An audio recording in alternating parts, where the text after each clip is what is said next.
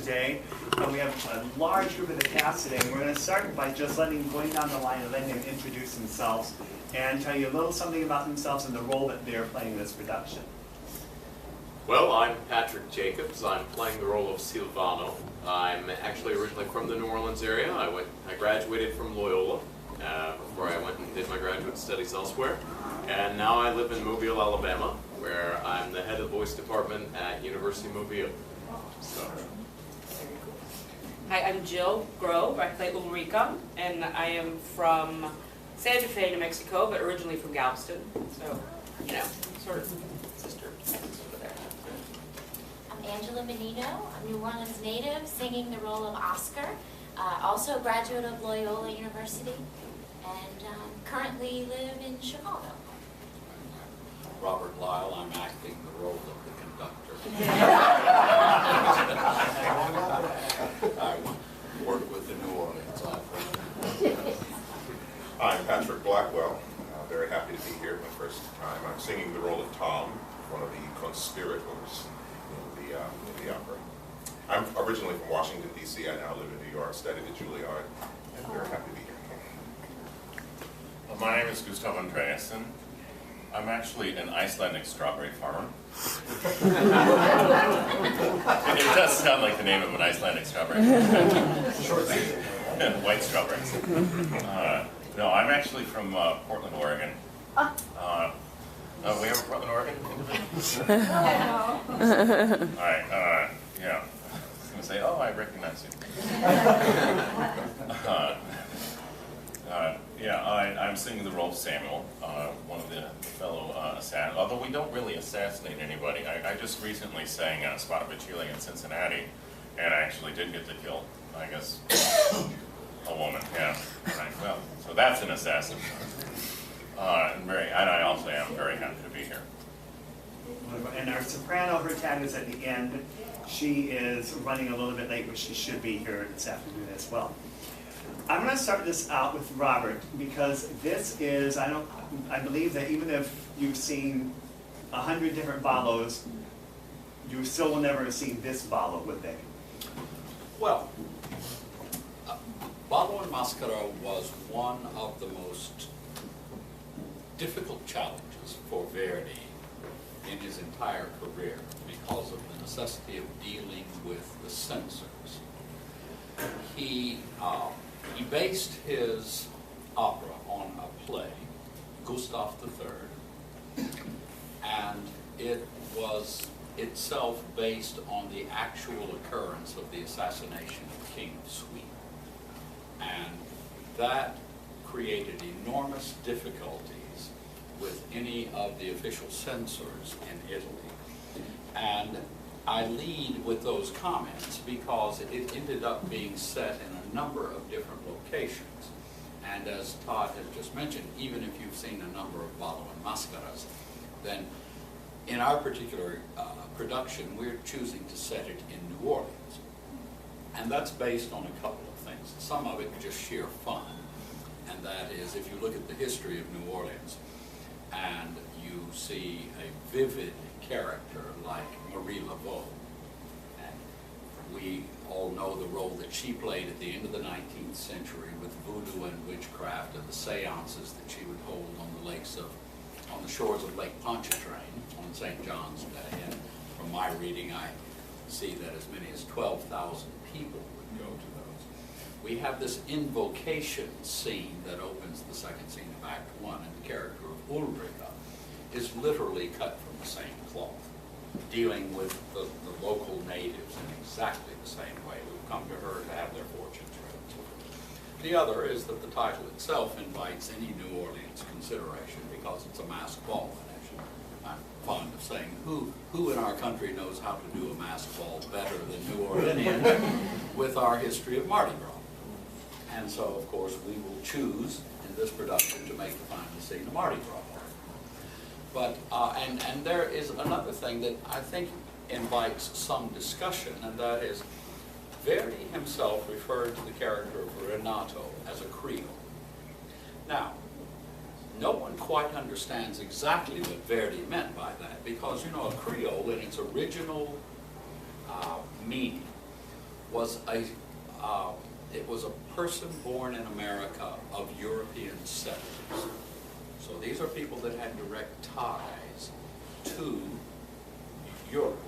And yet we find interesting lines late in the opera in which Riccardo has decided to send Renato and Amelia back to England. And they say, "Oh, wonderful, we will be back in England again." So, and that's the patria. So if that is their homeland, then how could they have been born in America as settlers, the children of settlers? So lots of things like that. But it certainly offers us, where we are very familiar with Creole culture,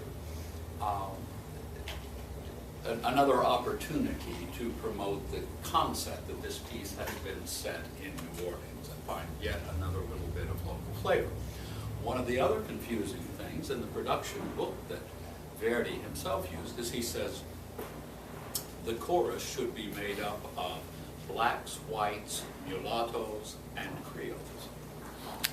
So how in the world would you draw a visible distinction between all of those different entities? You know, so it's just a general reference in the sense of there are townspeople, there are children, there are soldiers, there are people like that. But he makes this distinction.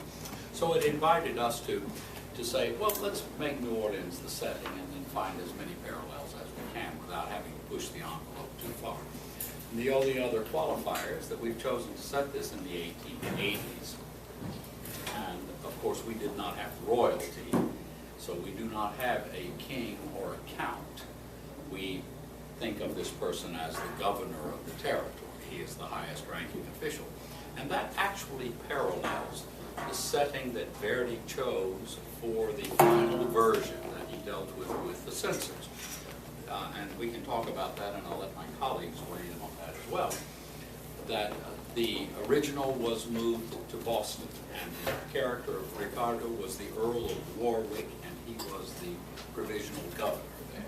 So for us to draw on our own Louisiana history and say that Riccardo is a territorial governor is not even stretching history very far.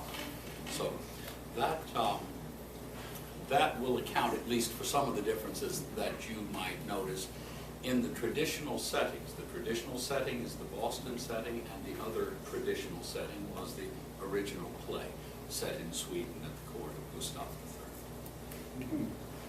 Well, tying in with that, probably then the most unique scene then would be the scene with Ulrika then.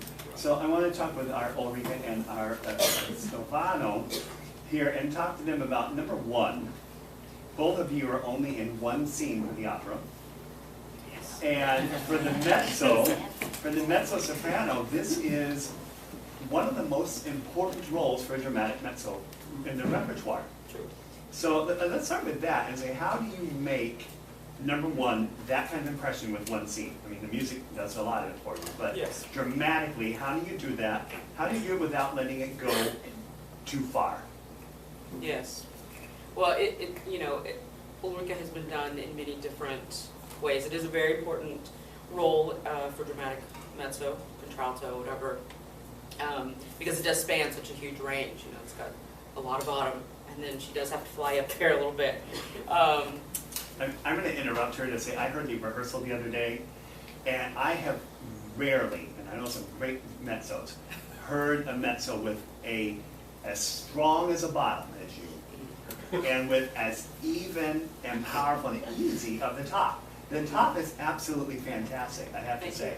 Yeah, I'm sure Robert, Robert Certainly concur. and I mean, anyone who's heard this, I've heard plenty of Ulrikas who make it, but don't necessarily, they have to work for that They top. struggle. Yeah, it's hard. I mean, you do really span quite a few octaves there, and you know, it is rare to have a really strong bottom register as well as the top. The top had to fill in as I got older, I will say. That is something I've had to sort of work on through my career, is to sort of build the top register. The bottom sort of came from God, and thank you. And, you know, let's just call it talent and move on. But Ulrika is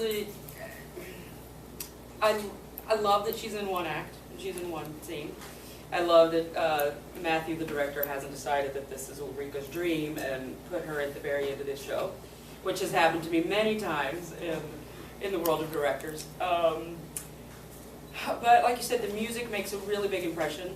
There is, really nothing else like it in the rest of the opera. And you do dance a fine line between being a pure charlatan, where you're just really kind of not believable at all, or you sort of have some truth to what she's saying, but at the same time you have to kind of suspend your disbelief a little bit, because not all opera plots are real logical. So they kind of ask you to believe that I don't know who the governor is when he comes in, that kind of take it all with a grain of salt. But she does have some fortune, and she does have some ability, and at least a foreboding or a feeling of something bad is going to happen. And having her be Marie Laveau, in that, actually her daughter, because I think at the time we're setting it, Marie Laveau would have been 80-something. Right. I think it was the daughter that was actually the more famous. I think so. And so she had a daughter, Marie Laveau, II. So that's more, because that's a lot of makeup to try to make me look 80. Let's not go crazy. Yeah, so it just gives you so many colors and so many visual images, and also that this is rooted in, it's not just something made up. This is something that, is really a huge part of New Orleans culture, and, witchcraft and in general. So. Connected to that, it's easy to make this seem believable in New Orleans. Totally. Yeah, I love it. Do you find it more difficult whenever it's set, the bottles in I've done other- were set in Sweden? Well, Is that all more those difficult? Swedish witches that you know. Right. It definitely, I think it will make it more believable, because there is such a culture of witchcraft inbred in the city already, and so it's not such a far stretch. Whether you believe it or not, it's part of the culture. It's here. So that makes it much more tangible, I think, being from New Orleans. Instead of just sort of making her this woman down by the river who's telling fortunes, which I'm sure every big city, I guess, would have some sort of fortune teller. You see them everywhere. They don't have to be just here, but it does give you a huge bottom and foundation to pull on. So it honestly seems much more logical than Puritan Boston. Absolutely. Yes. I mean, the idea, I think Puritan Boston, masked balls and And a fortune teller. a fortune teller. Yeah. It's kind of Though bizarre. right down the street from Boston, they were burning the witches. It's Same. true. Indeed. Of course, and an important difference is we do have a voodoo store It's in true. New Orleans. It's true. And Right. when we need props, then Matthew goes to the voodoo store to see what would be interesting to buy to dress that scene. Well, it's been a while since they burned the witches out there, but But yeah, I think Matthew went to that store a couple of times to find things that I could do. It's sort of like, at one point I'd give, oh, hi, Chiara. Ciao, Bella. Ciao. Yeah, I give her some stones, a little bag of, I forget what Matthew calls it, but take with her to the graveyard. And so he found out from, the people in the shop exactly how she would do that and what that would mean, instead of just sort of being random, made up stuff. It's kind of, enriched in some sort of history. That's cool. Mhm. Okay. Now, tell them a little bit about why Silvano is so important to this plot. We were just talking about that, weren't we? Well, yes. Silvano is simply a sailor who works for Ricardo and has served for a number of years, for some 15 years, loyally, and hasn't gotten much of a promotion or anything, and comes to Ulrica seeking his fortune. So I suppose really his purpose is to show you Ulrica in action, and she makes a prediction, which comes true instantaneously. So that shows her power, perhaps. And honestly, I think mostly he's there to provide some musical contrast between the amazing dramatic music that precedes his entrance and that follows.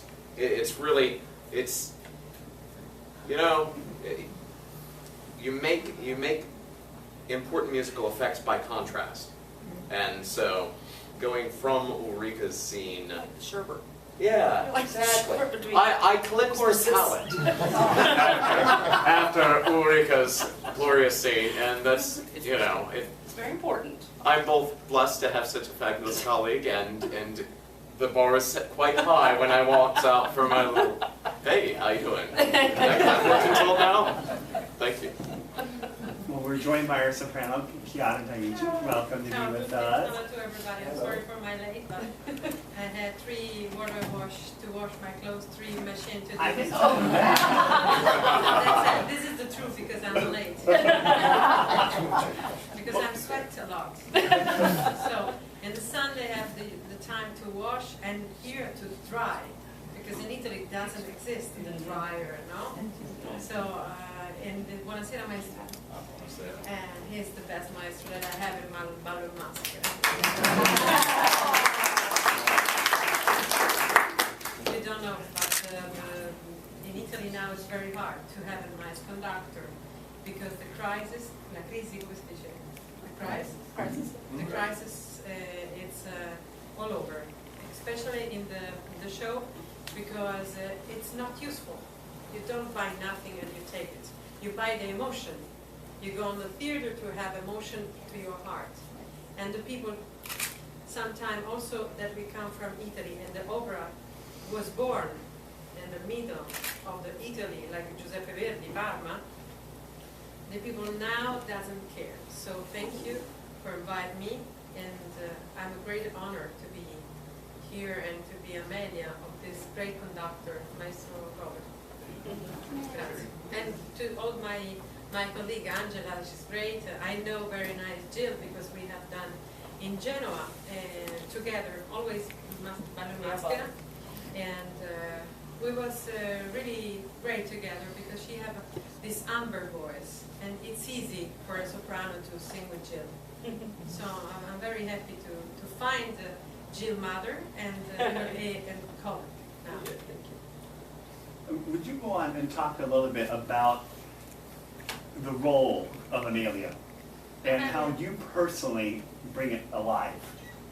It's better that I don't speak about my personal life because you start to cry and you finish to Christmas. So I think it's better to concentrate to this Amelia. This Amelia, she's not strong. I remember when I have done in Berlin, I was very strong and I killed Renato and Riccardo. And Renato was my, my spy. Because the German people look at my face and said, she's very aggressive. And I was like Madari. And in this occasion, no, she's the simply and the same Amelia in the history. She never decide what she wants. And she's a very New Orleans girl because she believes, but she believes also in Madame Levaux. She is always near and touch with her, and every week she go to do a card, to know about the future, to know. So I hope to give the soul of the New Orleans women in this place. So I've studied the people over there. The young people go always in jazz club, and the people just a little bit âgés, older, are always in the house of the other one, and after always, how are you? And after we will see, it's a question of always friendships. So Amelia, she is always friendship with Madame Levaux, and to Madame Levaux, she construction all the things, because if Madame Levaux doesn't say to her, go in this orrido campo, in this bad place to take these herbs, nothing happened. So for her, all the history development. So it's a very important Jill, the imagine of Jill, and after also of these two conspirators. I'm sorry, I told you yesterday that I speak Chinese. So that's it. But I think it's better that don't ask me about my life. Not as serious as these characters are, the opposite is Oscar. So the relationship with Oscar has, and you're a little bit of an annoying fly to a lot of people. Best friend, it seems, to Ricardo. But you're also, everybody to note that she's a boy. Oscar is a boy. So talk to us about A, how do you be a boy on stage? And B, how do you do this relationship with the other characters? How do you work this out? Okay, so to answer the question first about how to be a boy on stage, I think first of all is to not be a girl, is to just try and not do anything feminine and not try too hard to act like a young teenage boy. Some very simple things just about stance, and but I do have to keep reminding myself like, constantly the whole time, just to be very natural and kind of, just have come with like a lankiness. But in a tradition, this is my first Oscar, and I hope to have many years of studying the character and feeling more comfortable with the relationship of Oscar with Ricardo and all the other characters. But in this production, since we're not setting it in a traditional court with kings, and I mean, Oscar is a page, and so he functions in that way of presenting people in the first few scenes, always announcing things, and in the third act coming in to announce that Amelia is invited to the ball, specifically by Ricardo. In this production, I feel that Oscar acts as a friend to Ricardo, his young buddy. We show Ricardo's playful side, the opposite of his relationship with Renato, a more serious, older relationship. But his relationship with Oscar is his playful side, his almost like can put aside his worries of being governor, and it's they have this in some ways father-son relationship. Oscar is naive to the more serious problems at hand, specifically the fact that people are out to kill him. And he is so naive that Renato tricks him into telling him what he's wearing at the ball, even when he knows he's not supposed to. But Renato says that it's important, and you're going to get in trouble if you don't tell me what he's wearing. And so, this is important matters at hand. And so he, says, well, okay, you're an adult, and I'm a child, so I suppose I need to listen to you. And that quickly, we see, how fast things can turn around. And so he spills the beans, and, let's see, what else did you ask? So yes. So, in the end, it kind of is, but there's that contrast of innocence and naivete to the real, more serious adult problems going on. Now, when we did our interview, we talked about the fact that you'd learned the two big arias from your role a long time ago. Is it difficult doing the role? I mean, you've known a part of it for a long time, particularly when you were really young as a singer?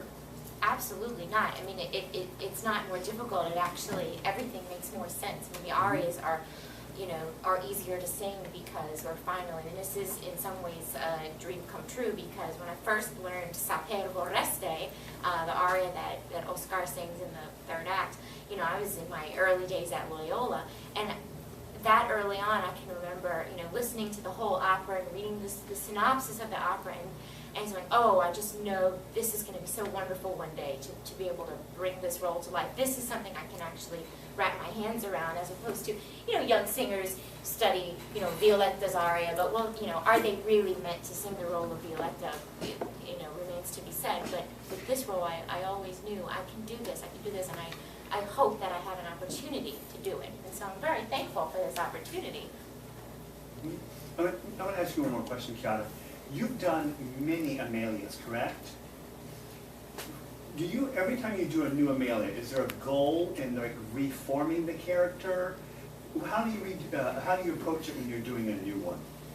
Particularly this one that's set in a different place. Is it different? Yes, it's different because I come from New Orleans. So it's really different. And I wrote my profile, and I have a note. And every Amelia, in this case, she have a dark hair, and the character she's very painful, and she believes in the voodoo. So the women believe in the voodoo are not sure, because you are always asked about the future, but the future doesn't exist for me, because if you don't have a nice present, you can't live a future. Strange, huh? But this Amelia is it's completely the rule of the lady in that time from New Orleans, and she wants the husband, but she's lover. She wants Ricardo. She wants a baby, but it's impossible, because if she felt in love about Ricardo, can have the husband and the son. She is always confusion, and I understand his soul very fragile and very victim of the society of that age. But I think also now there's this kind of. You know, I think we are all making the assumption that everyone is familiar with the plot of this opera, with the story, because characters have been making references to things that they do. Yes, ma'am? I'm not. You're not, okay. That's why I'm here. Good. Well, I could see the disconnect is the reason that I'm jumping in like this. The plot is this, very general. Ricardo is the leader. He could be the king, the count, the governor. His best friend and court counselor is Renato, and Renato is the husband of Amelia. Amelia is attracted to Ricardo, and Ricardo is attracted to Amelia. They, however, have never had any kind of relationship other than the formalities of the court, but they both sense that they have this deep attraction for one another.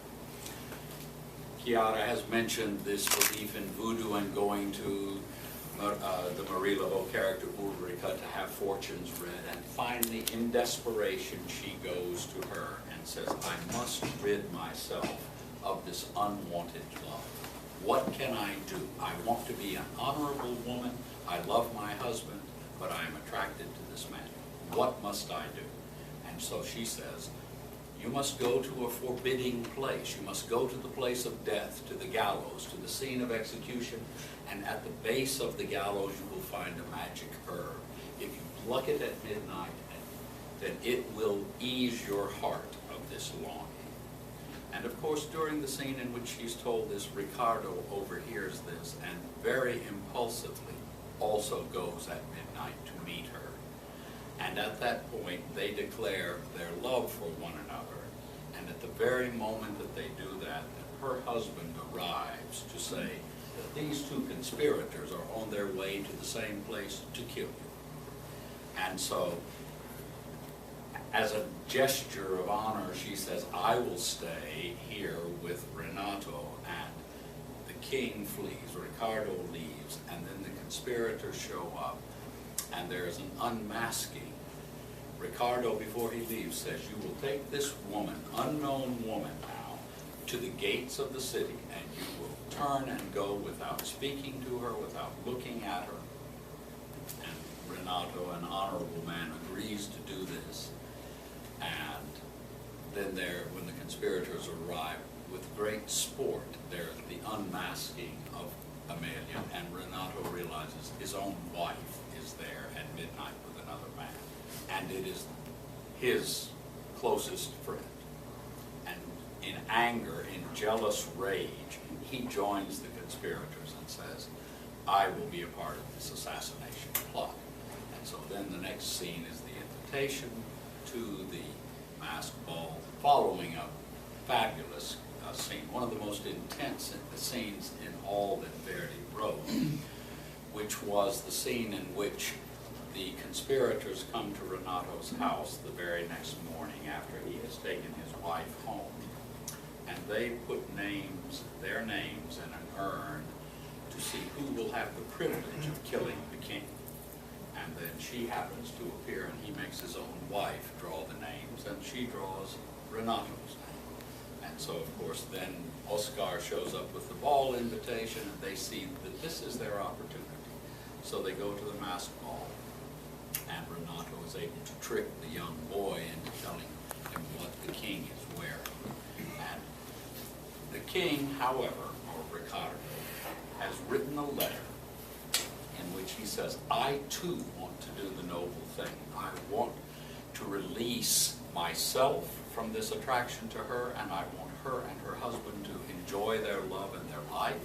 So I am assigning him to be the ambassador to his homeland. And so he prepares a letter which he takes to the ball. He sees Amelia. They exchange their goodbyes, and he tells her, tomorrow morning you two are leaving to pursue your lives in happiness under the skies of your homeland. And of course Renato, knowing none of this, comes over and kills him, shoots him. And of course he forgives in truly beatific fashion. And that is a very, very dramatic ending. So, sorry. But what will happen after I'm done? I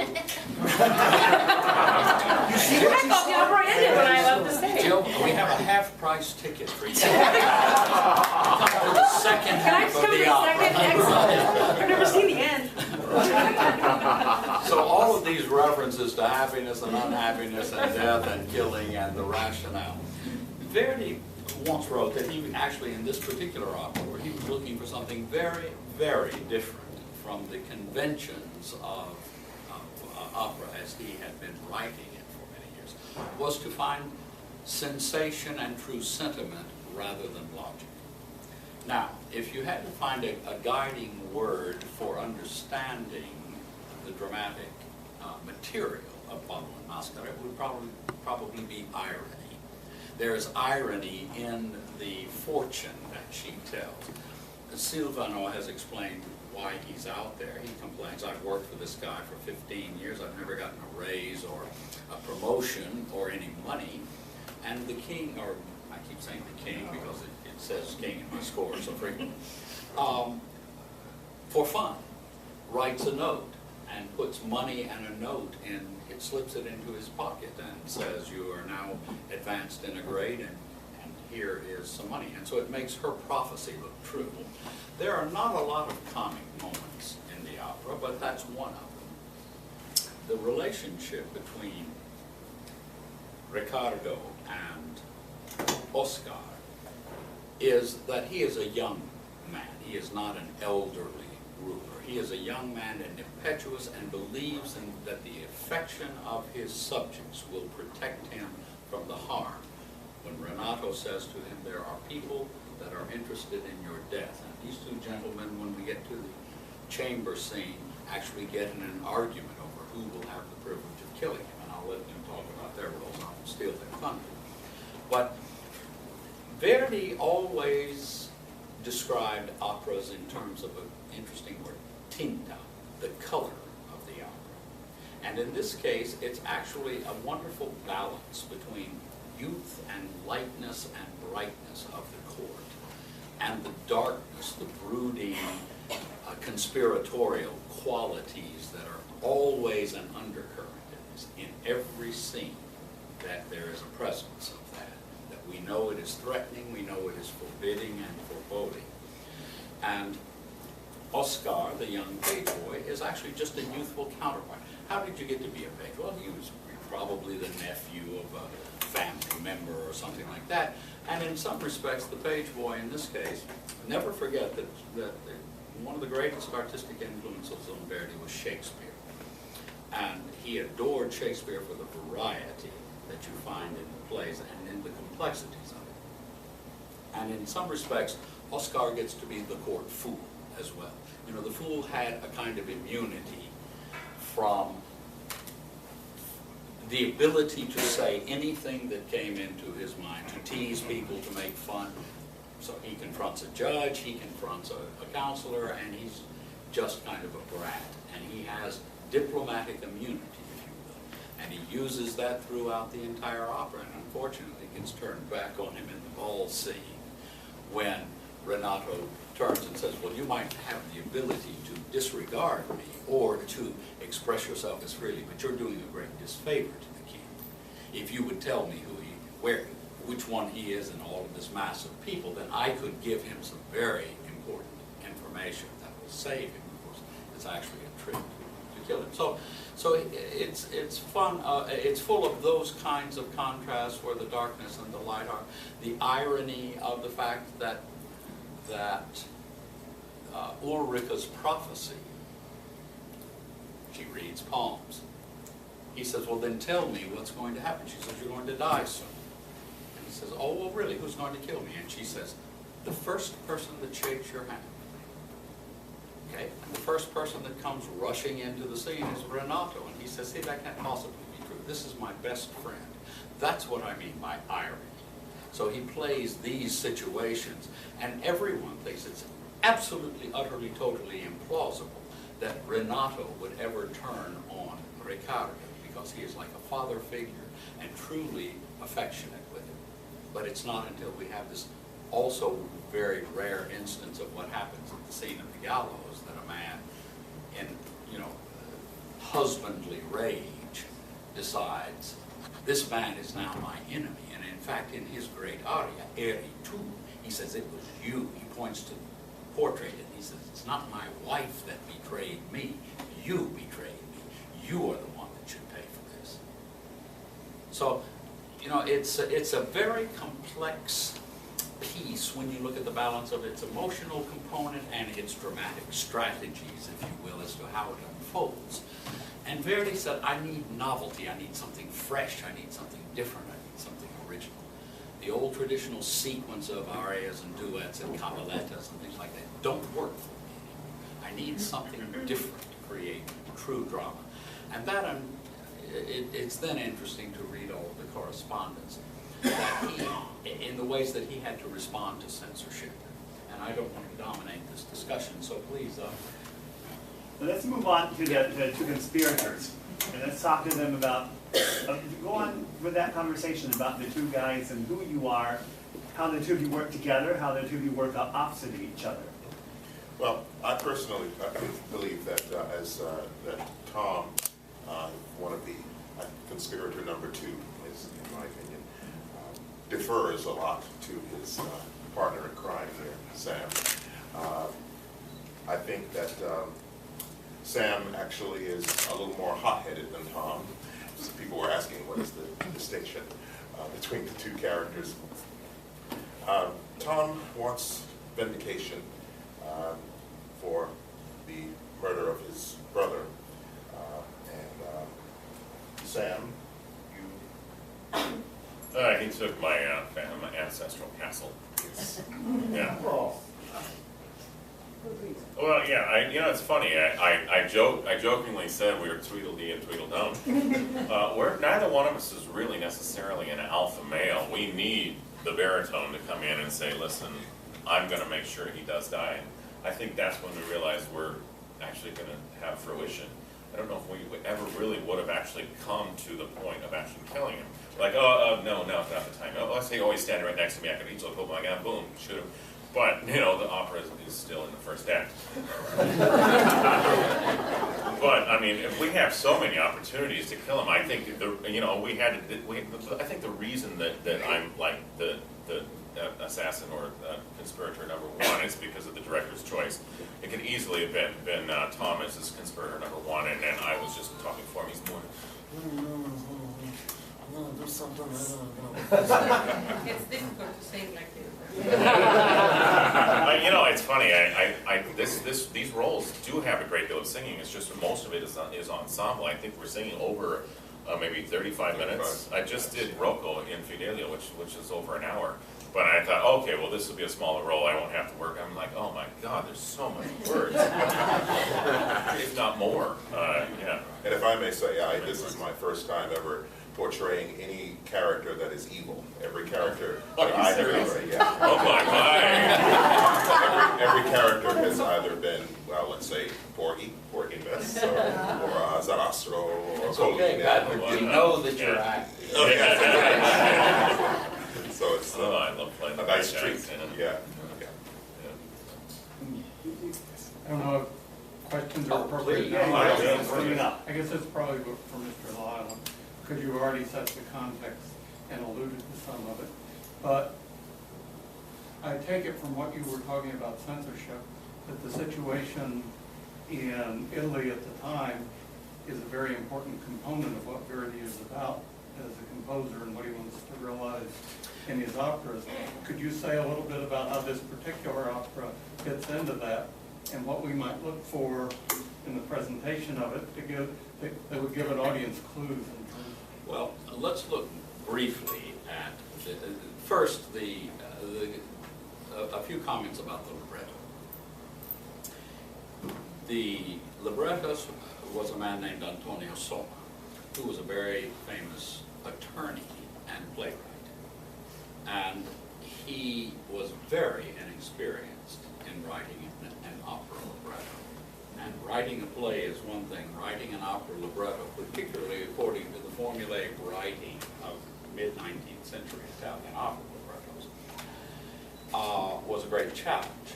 Verdi's correspondence with this man is literally a tutorial in what a great musical mind was looking for. Everything from the pace of sequences that move us toward the finales, to the way recitative and ensemble are used, even to the nuances of recitative, which he says you can never end a sentence in the middle of a phrase, and you must always end a recitative with an 11-syllable phrase. I mean, this kind of thing, these are musical structures that Italian opera composers of that era simply looked for. And so it's wonderful for the craft of writing it. But let's look at the biggest picture. This work premiered in 1859, and it had been commissioned by the San Carlo Opera Company. And so I think the feeling was that the censorship in the southern half of the country might be a little less stringent than in Rome or in the northern part in Milan. There was discussion at different times about doing it at La Scala. But the single largest issue was the killing of an aristocrat on the stage. And lots of countries had issues with this particular thing. It's what today, even with media sensations that we have today, called copycat killing. No one wants to release the details of how a crime was committed for fear that someone will pick it up and say, well, I could do that with someone toward whom I have animosity. But this work operates on so many different levels morally that there were also great challenges in that, and that is how can you portray on the stage the complexity of this relationship between a man and his wife, and between a man and his best friend, and a man whose best friend is having not an affair with the wife, but we have this confusion about this relationship. And so the censors wanted to protect society, the moral code of society. And so they weighed in with many, many suggestions, saying, first, it cannot be in this century. Why? It needs to be during a period when people believed in witchcraft. So they said, let's move it to the Middle Ages. And Verdi said, how in the world do you have the glittering court of Gustav III in the Middle Ages? You know, we need, for the character of Riccardo to come to life, it should be brilliance, it should be colorful, it should be light, it should be playful. He's a young man, he's loved by his people. Sure, they're the battlegrounds of the past, but it's a different era. And it needed to be something that Verdi felt very strongly the modern audience could relate to. And then you can address the morality of the issue. But put this piece in context. Trovatore and Traviata had long since been written, and we had also seen Simon Boccanegra, Vespri Siciliani, Aroldo, and then Ballo and Mascara. Now, if you want a moral challenge, I mean, we all love Violetta in Traviata. I mean, but she is a courtesan.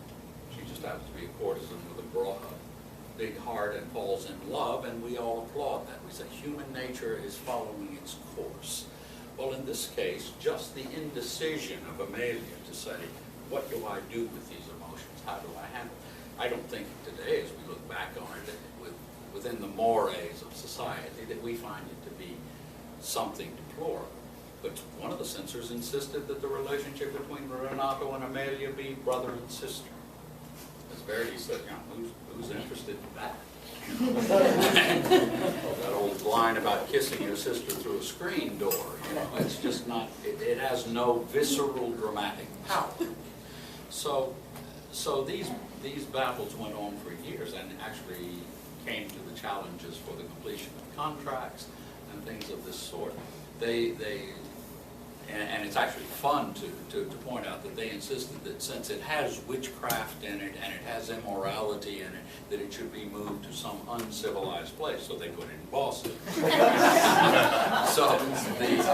And just constructed a whole new thing. And as Patrick mentioned, the Puritans didn't do a lot of masked balls and things of that sort. So what Verdi was objecting to constantly in the appraisal by censors of this work was that everything that they asked for was completely unrealistic in terms of the drama that he and Antonio Soma had written.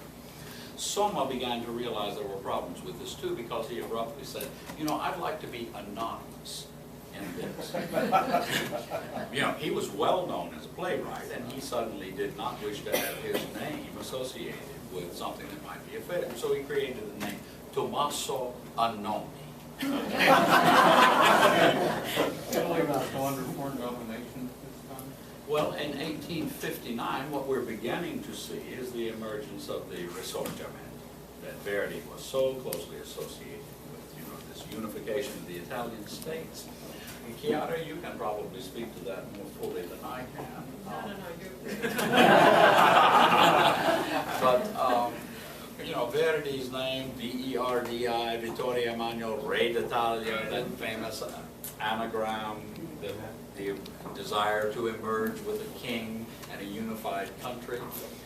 Well, let's just say that the censors in Rome were different from the censors in Naples, and those were both different from the censors in Milan, to do it at the Scala. And so, where Verdi was, of course, the god, he was the god throughout all of the country when it came to this.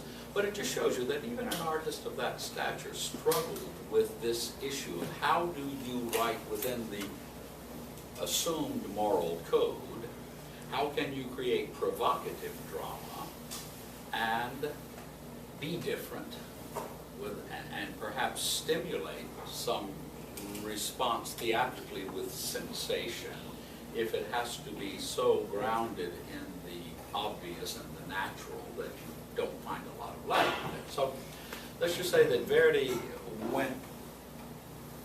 pushed that envelope as far as he could.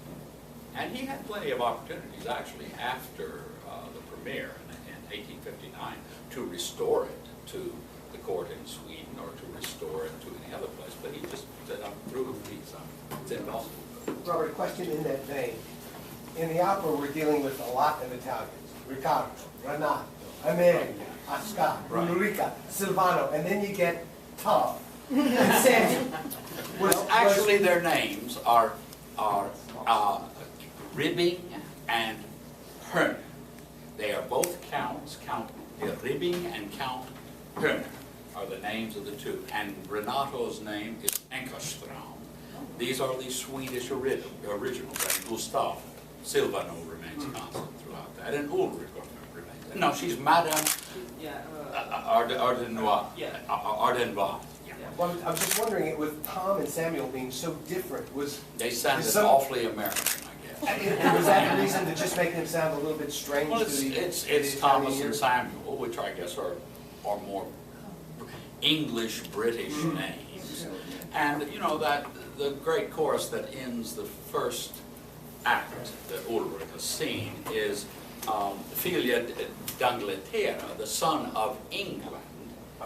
You see, and so there we're getting back to this concept of, in the Boston setting, he is the Earl of Warwick and the provisional governor. So, I mean, there are not a lot of holes in that. The references for us are kind of fun because we don't think of Sam and Tom as operatic kinds of names, particularly for a court. Right. Unless, of course, you're Samuel Ramey, and that's Or Pardon? Is Amelia known by any other name besides Amelia? I don't think so. I think Shed's common to both. I think that's, She was called Adelia? She ever Adelia? called Adelia? well, that would have been in Auber's version, Gustav III. Yeah, well, the other thing is, what is a little surprising is that Verdi, with so many protestations about I want new and different materials, sensational, something that's groundbreaking, cutting edge, ends up choosing material that was set by three other composers, Mercadante and Aubert, just among two of the very, very famous composers during that period. They never rose to Verdi's level, of course, but they were mighty forces in the history of Italian opera and French opera, yes. Yes, I have a question. I'm listening to where everyone is from. And New Orleans is the first city of opera in the country. So I'm just wondering, it's a two-part question. Do you have any extra feeling when you come here knowing that? And also speaking about the conservatism of the early settlers in New Orleans who were very conservative. Some of these operas you were talking about, the moral parts and what is acceptable, and they all performed here. So I want to know, number one, do you get an extra feeling when you come here being the first city of opera? And secondly, I guess to you, Robert, how did these particular operas come across, being that some of them were a little bit flavorful Right. in their Well, presentation? just for my colleagues, let me say the first documented opera on the North American continent was performed in New Orleans, May 22nd, 1796. So we have the longest known history of opera on the continent. Oh, now I have a special feeling. You get it now? I just couldn't articulate it. Absolutely, yeah. And depending on which historian you choose to read, as many as 300 to 400 operas were given their American premieres here. Now, when you're talking about French theaters presenting operas, not surprisingly, you had works like Il Trovatore done as Le Trouvère. You had Lucia di Lammermoor done in its French version.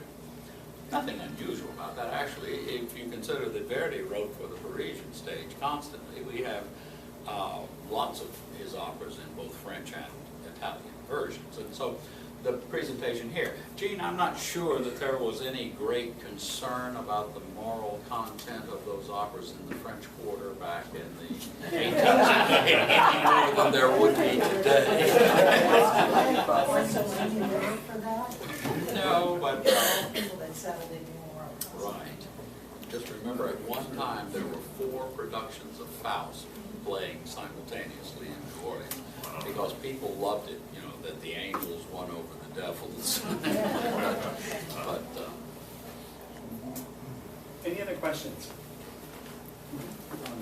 For the evening, I was very taken by the core in this, and I didn't know if Maestro or you wanted to make some comment about the role of the chorus the chorus. in this song. Well, not surprisingly, it tends to be dominated by male voices.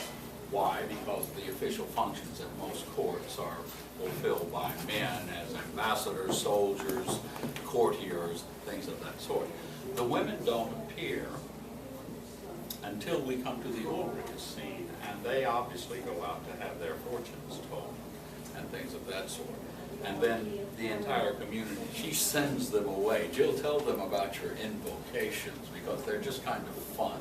The kind of, When I send them away. yeah, when you're what you're telling them. Well, after I do, I think Silvano's reading, then my servant shows up, says the queen or the Renata's wife, has come. She's had a special reading, so I need to get rid of my people because she's an important client. You know, she gets her own time. She gets her own time slot. And so to get them to leave, I tell them that you must leave so that I can find the truth and convene with Satan. It is now time, and it's a great line, and it's just like, Satana. And, and it's like, okay, go away. Okay, leave now, please. So yeah, it's just all You all about. have to leave, I'm about to talk to Sadie. I have to talk to Sadie. We're like, okay, we'll leave now. Yeah. You I have to talk to do that. Sadie to get the truth. And of course, Silvano is so excited that her prophecy for him was true. He got the increase in grade and he got the money, so he runs to tell everyone in town who rushes out to this place, and they come in, Viva Ricardo, may the king, may Ricardo live forever, and he is our great leader. And so the women reappear after having come out to have their seance. They appear and soldiers appear waving flags, and it becomes a great nationalistic statement about the community itself. So then in the last act, of course, we see the chorus again at the masked ball, and they are again a mixture of people. Not only is there a lot of confusion in the original production book about Renato being the Creole and should be visible as such, recognizable as such, but then it also says he should appear at the opera ball as a Scottish lord. So I don't know that we'll be doing that, but you know, it's amazing to me how specific Verdi is in many instances when he says, you know, he has a character in mind, he has characteristic music, and the nuances are very, very complete. Obviously, every production changes some of these things, and one hopes that they strengthen rather than obliterate the logic of elements of the production. But on the note of the chorus, so I think one of my favorite scenes is Act 1, with all the men and Oscar. Also with the man, but you have all the male voices and the one soprano who's in there, and I think there's something really special about that scene. That's some of my favorite music. Yeah, my favorite moment, actually, my favorite Verdi ending of any of his operas is this one because of the chorus. It's just transcending music, actually. You know, it's funny, I wanted to be a choral conductor back when I was in my early 20s, and I went to grad school for it in the University of Arizona. And it's been a long time since I've sung with the choir, because a lot of our stuff is ensemble stuff, and getting told to be quiet quite a bit by our conductor.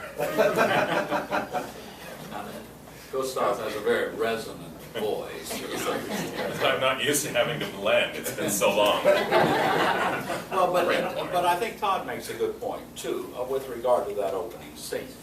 Verdi is trying to, and perhaps this also answers in part your question, what should you look for that might be different?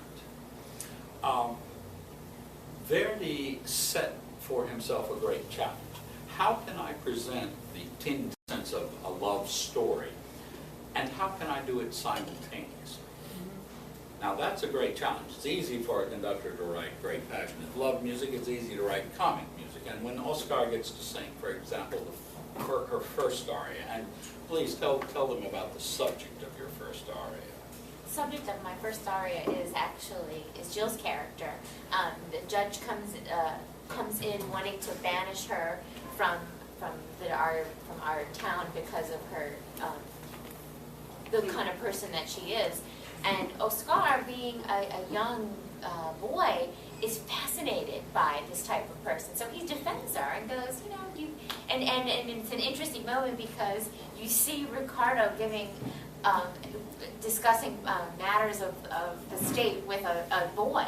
But again, that just kind of shows his personality and how much, you know, weight that he actually gives this little boy to, you know, speak his mind in front of all these adults. And so Oscar defends her and says, come on, you know. Right, and Very in very colorful terms says, let me tell you what she can do. She can read the stars. She can prophesy the future. She can, you know, and just with this absolute infatuation about the time that she has spent observing or being around her.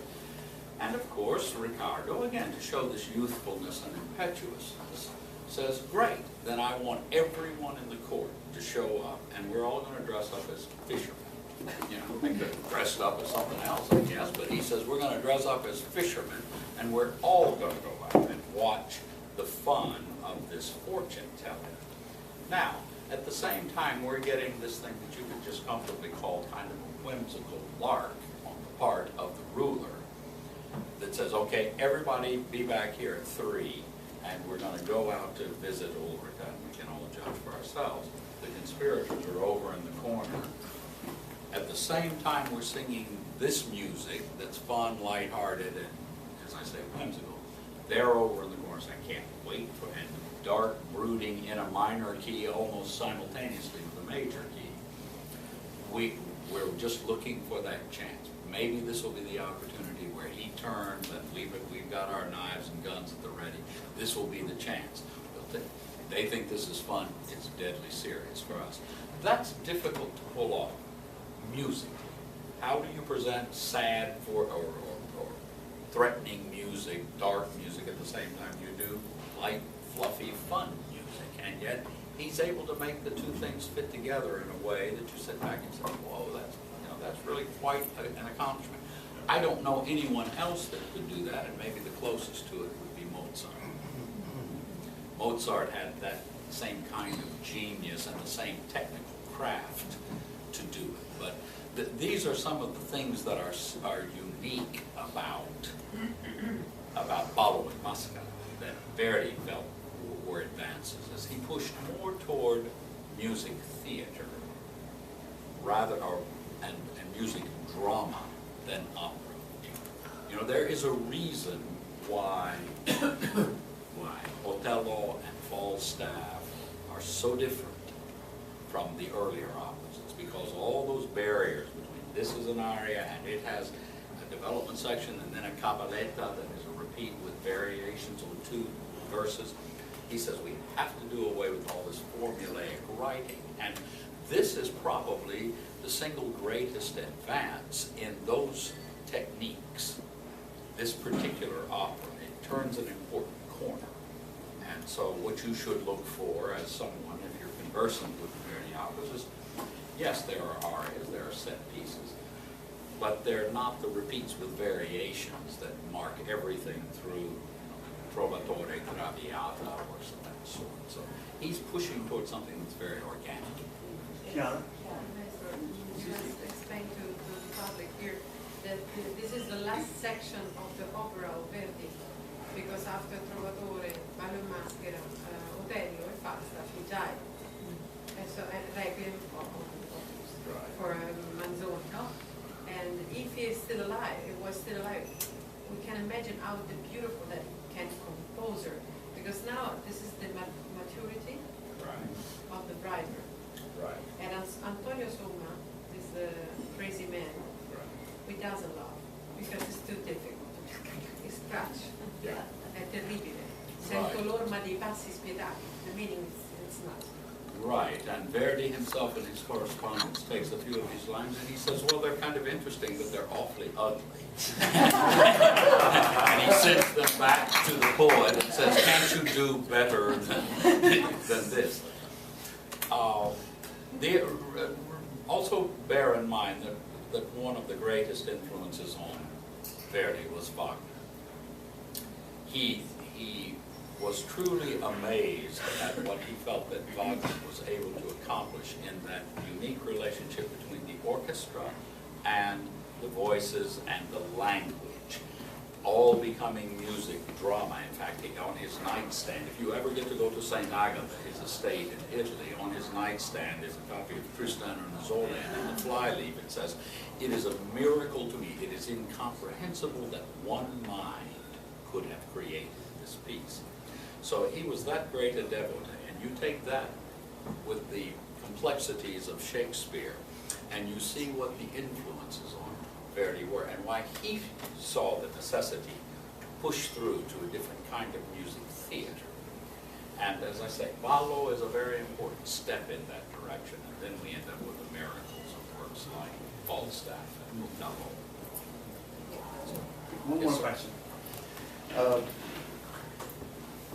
In terms of censorship, you made a distinction earlier between southern Italy and central Italy, of course, which at that time comprised the Papal States. Right.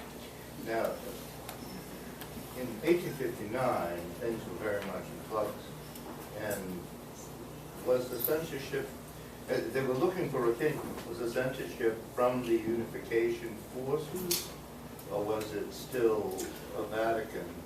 Well, it was more Vatican and also more local, because remember, they had censorship committees in each of these large cities. And if the censorship committee could not come to agreement on a decision about changes that needed to be made, interestingly, they turned it over to the chief of the police. You know, and just said, here is another administrative authority whose charge is to protect the morality of the public. Now, the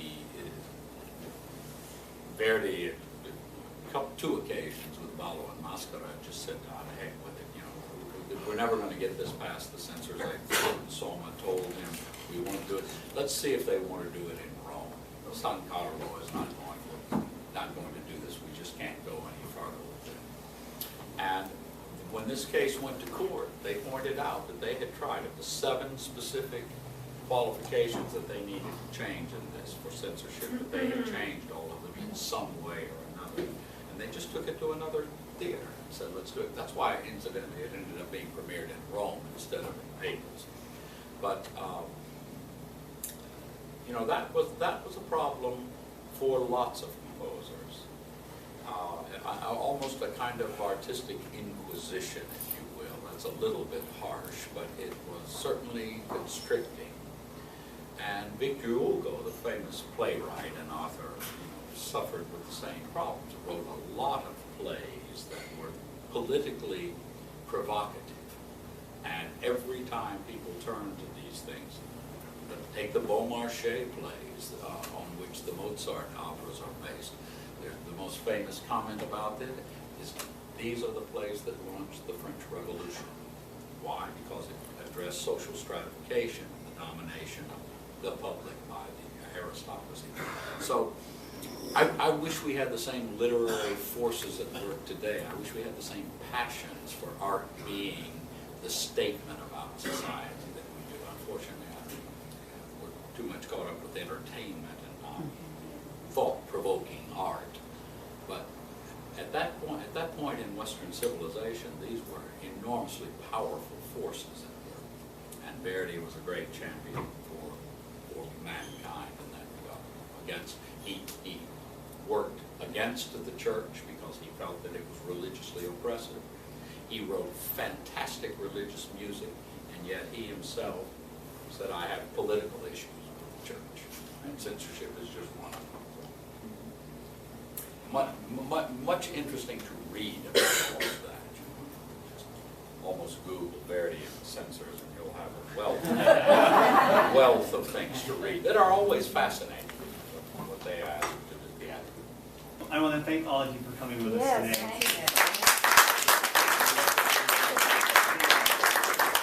Please take your time. You have more questions, more censorship things. Take to Dr. Robert about it. Any other questions you want to ask anybody? There's the food in the other room over here, and enjoy yourselves. Thank you again.